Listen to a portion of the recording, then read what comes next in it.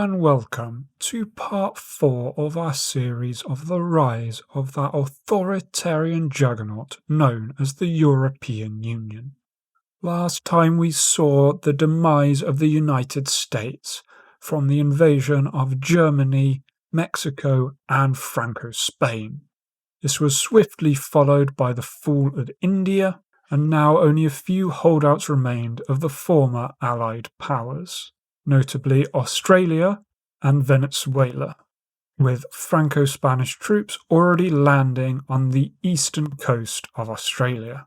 However, with the war still waging in China, the fate of the conflict was turned on its head with the surprise departure of Russia from the Axis powers, the once puppet state of Japan breaking away and declaring her independence. We pick up today by looking at the fallout of this momentous decision, the initial effects proving a disaster for the Axis war effort in China, as Russian troops had been holding a large part of the Chinese coastline.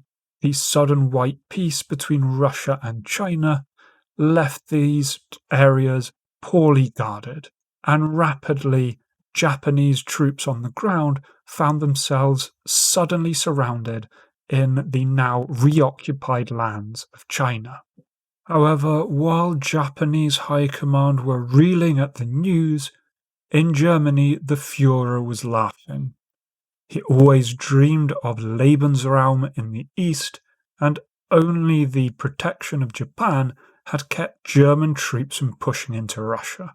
Now with that protection gone, on the 2nd of April 1944, Germany declared war on Russia, and one of the most rapid and successful military operations of all time, Operation Barbarossa, was launched. The Russian dictator had once again completely miscalculated and been caught off guard by the reality of events. His entire army was deployed into Asia. This allowed German troops to advance unopposed into Russia. At the same time, the Russian army, who had just been told they were going home finally after years of bloody warfare in China, suddenly found themselves cut off. A large portion of the army had been making their way through Japanese-occupied Manchuria and suddenly found themselves surrounded.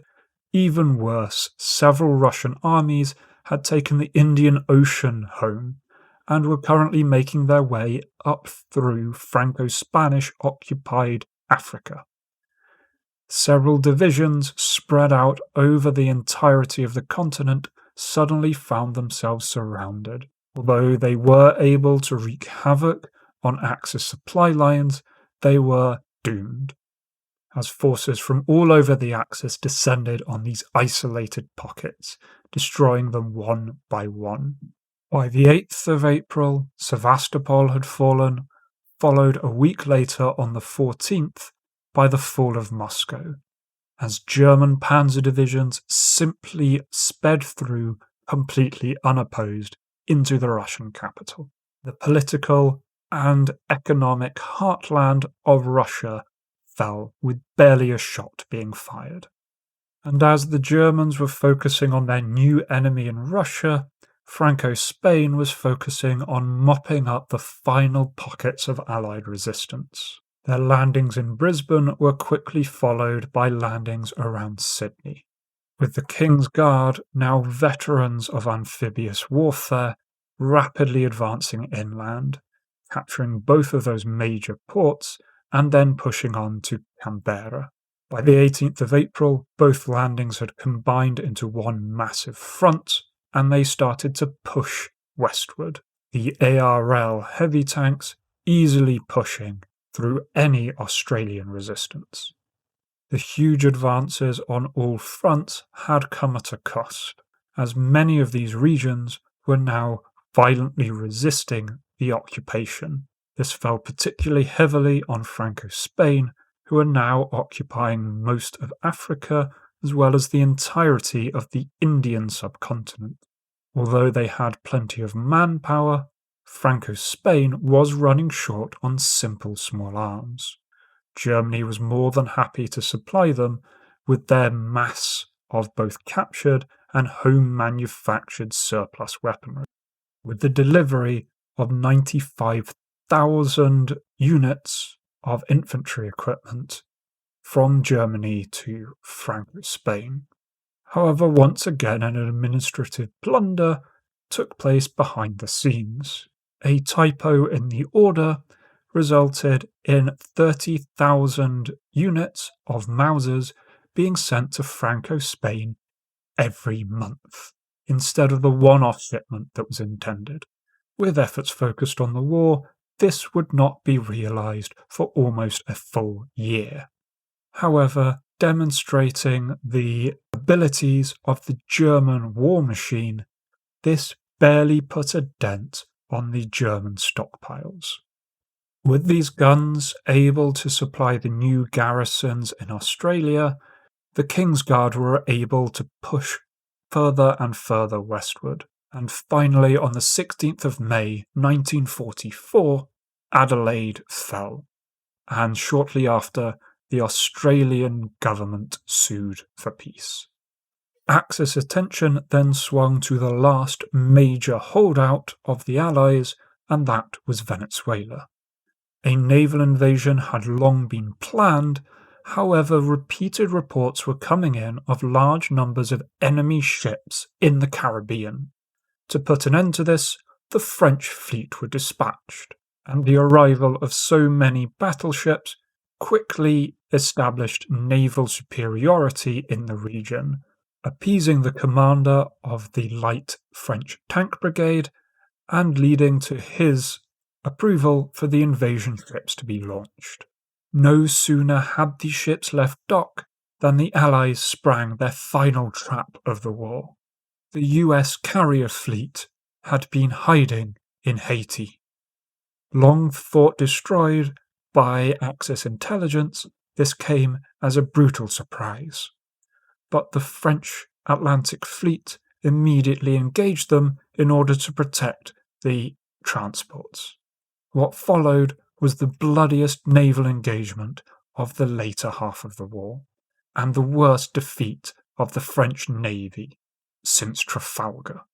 2 battleships and a heavy cruiser were sunk by the American aircraft fleet, with the Americans only losing a handful of destroyers in return. But the loss of the Bretagne and the Lorraine would go down in history as martyrs for the great Franco-Spanish Empire, as the French Navy did enough in battle to send the American carrier fleet back to port to repairs, leaving the way open for the naval landings. On the 12th of June, the light tank army landed in Caracas and rapidly spread out.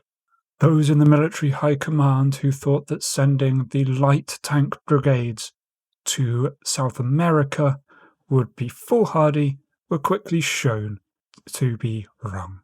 The light tanks spread rapidly throughout Venezuela, following their lightning war doctrine that had served them so well throughout this war.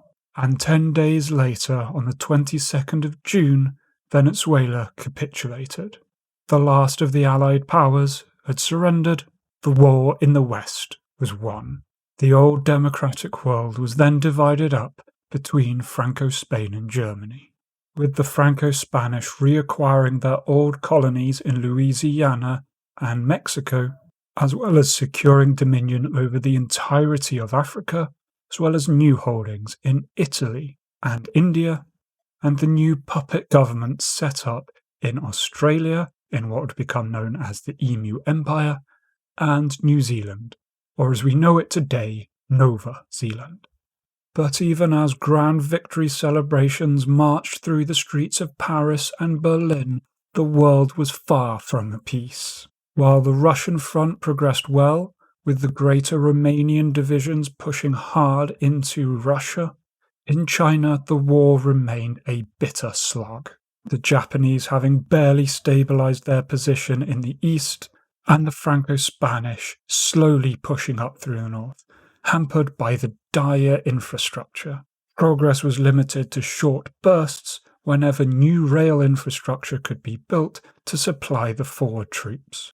And offensives would soon peter out as soon as they were a few hundred kilometres from the last supply depot.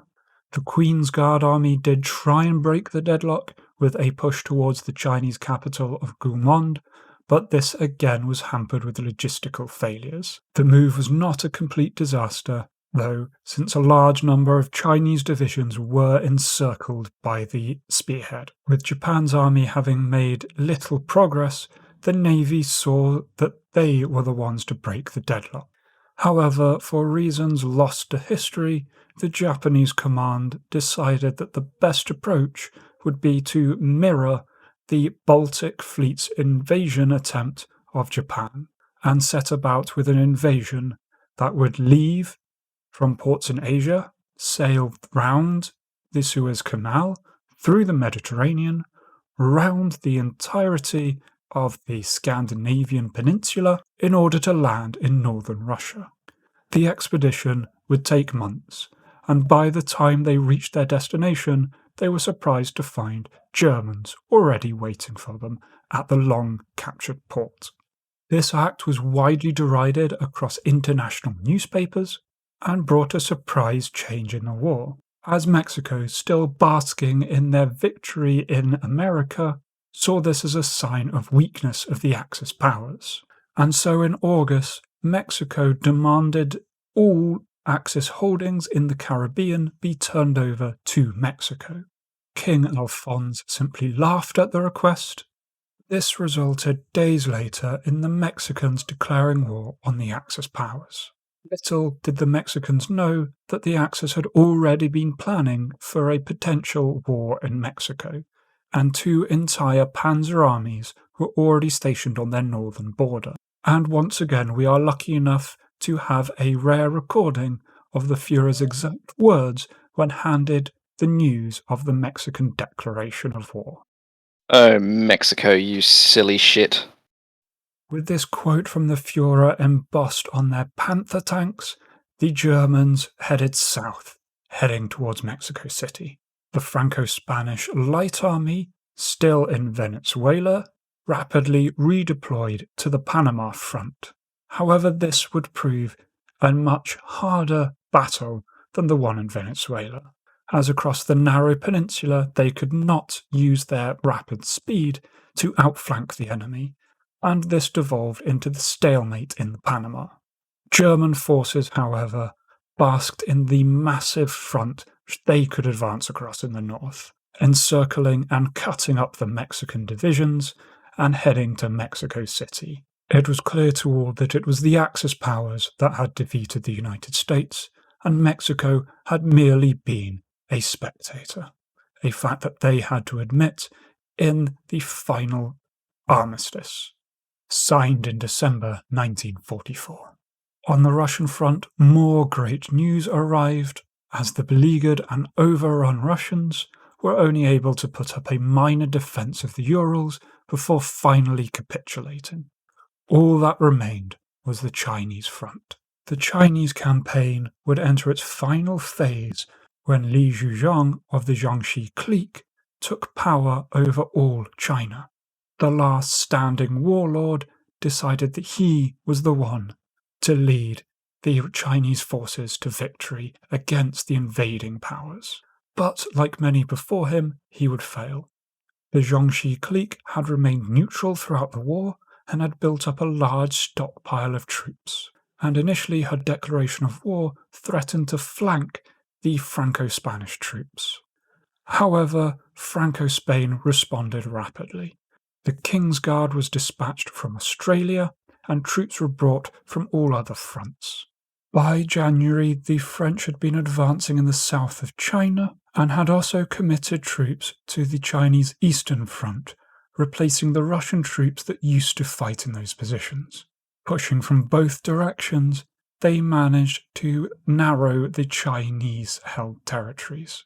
But it was on the 12th of January, 1945, that the greatest shift in the deadlock in China took place in the city of Chongqing, where the Luftwaffe dropped the first of an experimental new type of weapon, the atom bomb. The stunned defenders of the Chinese capital rapidly fell back, allowing the French army to finally break through. The new age of nuclear warfare had arrived. Seeking to capitalize on the momentum in the south, Germany declared war on Xinjiang in order to open a third front with China.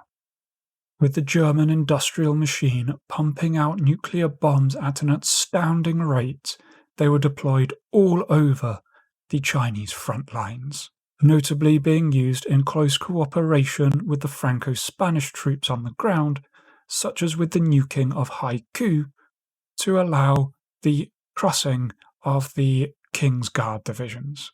France, meanwhile, had been working on her own more conventional ways to break the deadlock with the development of their aptly named breakthrough divisions.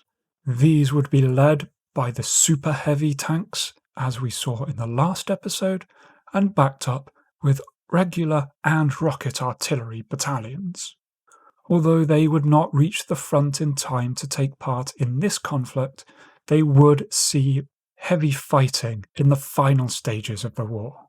Being pushed on 3 fronts, and with nuclear bombs raining down overhead, the Chinese national government finally capitulated. And then this was followed shortly later with the last of the holdouts, the Chinese troops in the mountains, surrendering on the 1st of May. The Axis powers had achieved victory over all their opposition. However, the Second Great War was not yet over, as with the surrender of China came about a dramatic rift in the Axis. Japan, who had spent much of the war fighting in mainland China, was not allowed to keep any of the possessions. Instead, the occupying Franco-Spanish and German troops took direct control, cutting Japan out entirely. As threats were passed back and forth, and Japanese divisions were massed on the front, preparations had long been in place for the Axis invasion of Japan. The European Union would not share dominion of the world with an Asian power. This war would be fought to the end, and next time we will see the grand closing chapter of this conflict, as the Axis powers divide in two, and Franco-Spain and Germany have war with their one-time ally, Japan.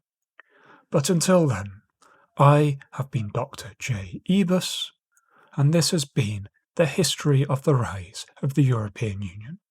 Thank you, and good day.